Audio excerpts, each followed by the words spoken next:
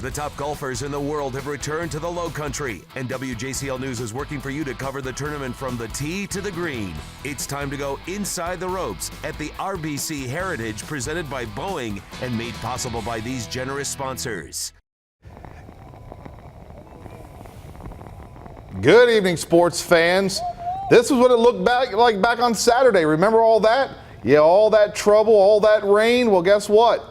That rain moved out today. That was Friday, a little bit of Saturday. Today, much nicer conditions. Good evening, everyone. Welcome to Inside the Ropes.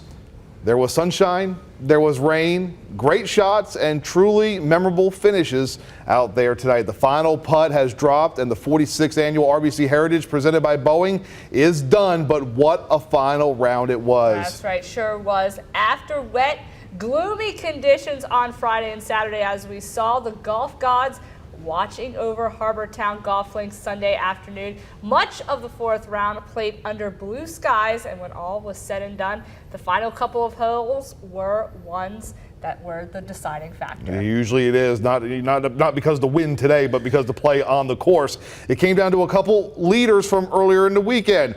First round leader Matt Kuchar and third round leader Luke Donald. Let's go ahead and get out to those final round highlights. Easter Sunday at the RBC Heritage, final round, a good one. Nicholas Thompson near the top of the leaderboard all weekend long. He picks up a birdie at the par 5 fifth. Thompson finishes tied for 12th at 4 under par. Jason Kokrak also finishing -4 for the tournament. At the par 5 second hole, out of the front bunker on his third shot. That's going to lead to the birdie there. Past Heritage champ Jim Furyk not going to win his second plaid jacket. He finishes the tournament tied for 7th at the par 4-6. He rolls into birdie putt. Furyk 6 under par for the tournament. So was Savannah's own Brian Harman, his best showing ever at Harbor Town. Harman finishing his round in style, getting the long birdie putt at the par 4 18th to go. Harman finishing at 6 under par. Couple golfers end the tournament at 7 under and tied for 5th. Brian Stewart with the birdie at the 6th hole. Then you had Scott Brown. Brown with a beautiful approach at the par 5 15th. This shot going to lead to a birdie putt, and Brown is going to convert. Brown with a 4 under 67 during the final round.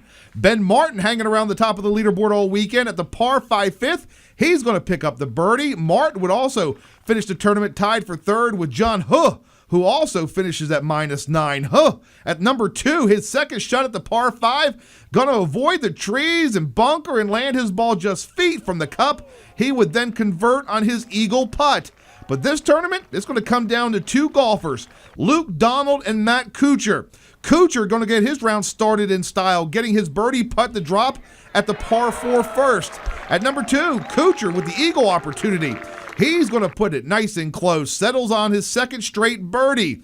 Stay right there at number 2. Donald going to answer with the birdie of his very own, but Kuchar, well, he's able to grab the 4th round lead at number 6. Kuchar with the birdie putt that goes. Donald trying to keep pace. At the par 4 9th, the former number 1 golfer in the world going to sink his birdie putt. However, Kuchar going to maintain the lead at the par 5 15th. His 4th shot coming from the front bunker. The former Georgia Tech standout going to stick it close. That's going to help him save par there. Couple holes later, Kuchar going to finish off his round with the shot of the day. Now tied with Donald. Kuchar once again from the sand, but this time he finds the bottom of the cup for the birdie. Matt Kuchar with the clubhouse lead at 11 under par. Donald trying to draw even with him at 17, but this putt just going to miss. The birdie will not go, so Donald going to have one more chance up at 18. His 3rd shot at the par 4 finisher, just going past the hole. Donald gave it a go, but it wouldn't be enough. The former Yellow Jacket gets himself a plaid jacket. Matt Kuchar wins the 2014 RBC Heritage presented by Boeing. It really is thrilling. This is a tournament that means so much to me. I love it here. I've come for so many years and been close, but it's one of my favorite tournaments of the year, one of my favorite courses of the year, and to come away as champion just is an amazing feeling. To hold a bunker shot was just thrilling. I had a couple good shots just to get in the bunker, and then man, when that bunker shot disappeared, just the crowd erupted. I was so jazzed, and what a thrilling feeling. It's a pretty standard bunker shot. I knew par was a pretty easy thing to get, and looking for one better. I knew I was tied for first at the time, and knew one better would do pretty well. So that was one I was looking to at least give a good chance at it. Is a look at the leaderboard. It would be Matt Kuchar at 11 under par, and he would be under 6 through 9 holes and would be under 7 on the day. And then Luke Donald, 10 under par, coming in second. Ben Martin and John Huh coming in at 9 under par. And then Scott Brown and Brian Stewart both having nice days, but not good enough. They would finish at 7 under par. Even more on the leaderboard, you see a couple guys tied for 7th, including former Savannah Christian Raider Brian Harmon. Nice showing this week, -6 with a 69 today. That was a 2 under par performance after he was at 4 under heading into the final round. Jim Furyk also at -6 for the tournament. He was 1 under par on Sunday. You had a couple golfers tied for 9th. William McGirt, who had a good showing. How about that? He, after faltering a little bit yesterday, he bounced back today with a round of 5 under par, 66. Rory Sabatini with a nice showing there, finishing 9th, and Russell Knox coming in at -5 as well. So there you go. You've seen the highlights. You've seen the leaderboard. We've heard from Matt Kuchar. Coming up after the break, we got to hear from a bunch of other guys. It was a really strong final round. Going into it, you were thinking there may be a little bit more rain, a lot heavier winds. The wind really didn't get up as much as everybody was expecting today. No, I mean, when we pulled up to the parking lot, it was raining and gray skies, but as soon as we made it to the course, it was sunny, and then the wind never really playing a factor in this one. It was windy, but it's always windy at Harbour Town, but it wasn't that bad a wind. So yeah, we're going to take a listen to what the other golfers had to say on the final round out at Harbour Town. That's right. The clouds parted, the sun came out, the rains dried up, and I tell you what a day it was for Matt Kuchar, winning a big tournament there, and he is part of Team RBC, so they were excited. The title sponsor also had Luke Donald. He's a part of RBC as far as their team goes. Past champs Brant Snedeker also. So I mean, it was a really big week for RBC, a big week for Hilton Head Island, and a big week for that tournament, showing that even with all the bad weather we had, they can bounce back and rally. Absolutely. I mean, what a show to put on in front of the entire country watching the tournament. I mean, it's Easter Sunday, so a lot of people were at home watching golf today after having their Easter dinner, and what a showing and what a great final round, exciting final round, which is always nice to see. Exactly. We got plenty more, including more interviews with more of the top golfers and plenty more. You're watching Inside the Ropes. Stick around. And welcome back to Inside the Ropes. As promised, we got plenty more interviews to get to. A lot of golfers with some solid rounds during the 4th and final round of the RBC Heritage. Absolutely. There were a lot of guys that were out there early that, it was one of those days where maybe going 3, 4 under, 5 under on the day could get you a win, but nobody could compete with Matt Kuchar going 7 under in the final round. But a lot of guys were competing and were in the mix throughout the day, and it did come down to the final couple holes, 3 or 4 probably. That's right. Let's go ahead and listen in to what some of the other golfers had to say about today's 4th and final round of the RBC Heritage.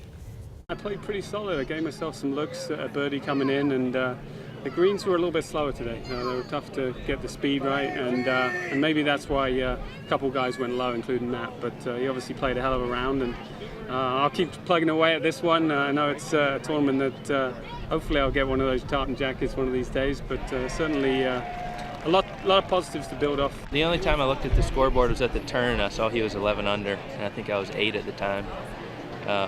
So that kind of took a little pressure off me because I knew I was playing well, but I knew I was still 3 shots back and I had to make more birdies. But it was an awesome week.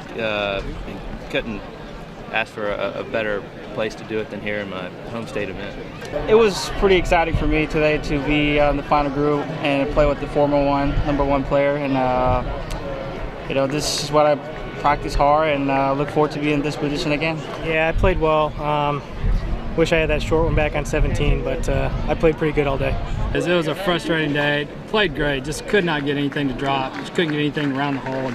So to finish like that, it's just like a nice end of the week. This is where I see myself. I see myself coming down the stretch. I wish I could have given them a little bit more of a scare today, but like I said, it was cool to watch, and hopefully I'll learn something. I played well. I played solid in the wind, but I just never really got my round going, and never I guess got the confidence on the greens and never saw putts going in, so just really gained no momentum today.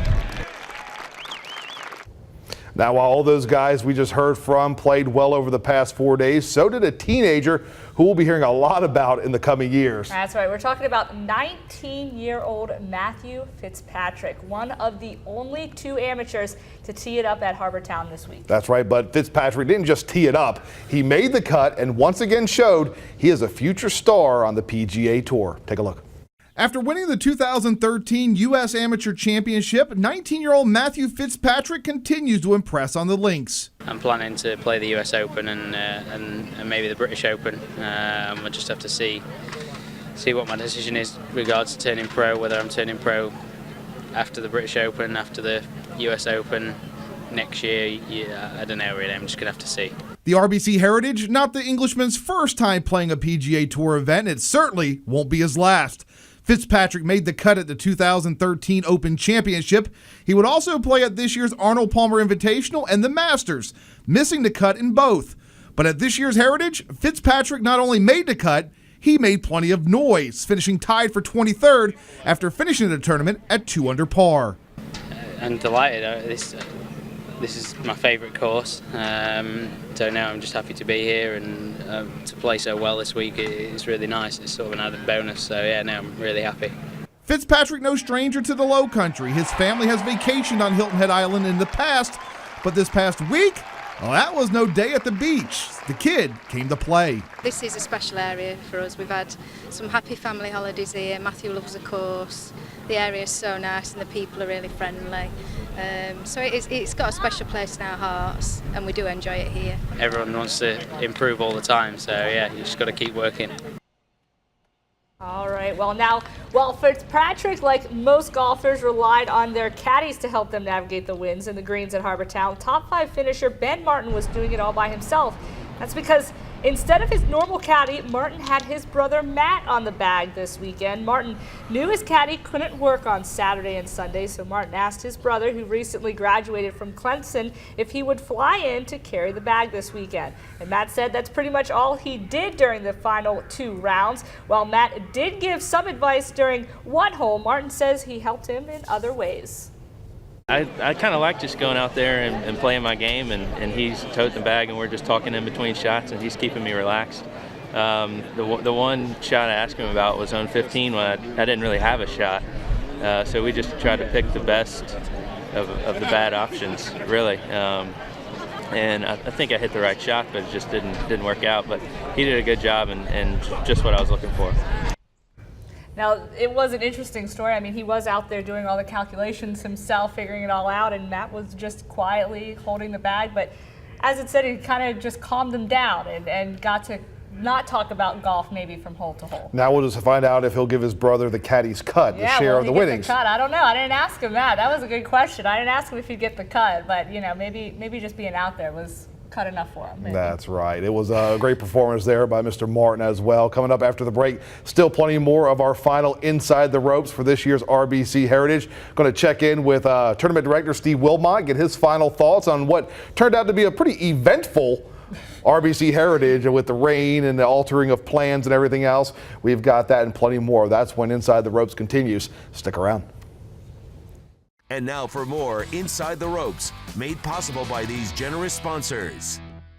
And welcome back to Inside the Ropes. Okay, the RBC Heritage is over. It is over. That's right. But it was a memorable one. We made it. It was a long couple days, and I know for all the tournament officials and all the folks over there at Sea Pines, it was rough at times, but they made it through. But it's always fun, that final round. It's always right when it ends that you start to really have fun and get excited, and then you realize it's over, and then you get sad, and that's right. Tell you what, there's no reason to be sad, and there's a lot of fun and excitement on its way for some of the youth over there in Hilton Head Island. Of course, Hilton Head, already known for its world-class golf like the RBC Heritage. Now, the youth of the island and the Bluffton community will learn the game of golf and life lessons at the same time. Take a look. And with that ceremonial tee shot, organizers of the first tee of the Low Country kicked off their capital campaign.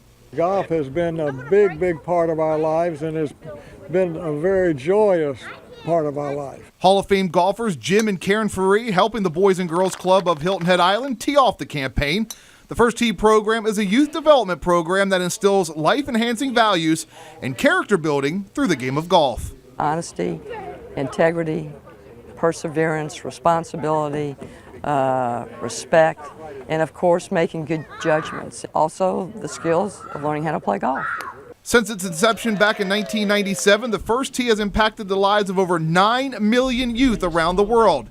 And beginning this fall, Low Country boys and girls ages 7 to 18 will be able to take part in the program. The home for the First Tee of the Low Country will be in a brand new training facility at the Boys and Girls Club of Hilton Head, which will include a practice range, putting and target greens, practice bunker, and a pro shop. The driving range is as big as most 18-hole course driving ranges. The putting green, the chipping green will be similar sizes, so the kids will really get a true golf experience by coming to this facility for the First Tee program. The new facility will be built in the memory of the late Joseph B. Frazier Jr.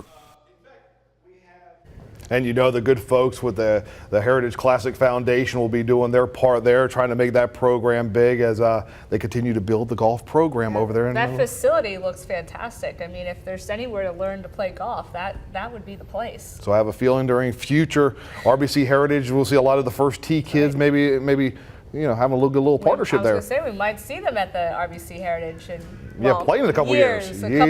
Years. Let's go ahead and get through the final day of this year before we start talking about 47th annual and the 70th annual and all that good stuff. But definitely good stuff. Now, one of the big guys who has a big role in the RBC Heritage, of course, is Tournament Director Steve Wilmot. We're going to step away, take a break, but when we come back, we're going to have one last look at the tournament that was and catch up with Mr. Wilmot as they put to bed another outstanding tournament over there on Hilton Head Island. You're watching Inside the Ropes. Stick around. And now for more Inside the Ropes, made possible by these generous sponsors.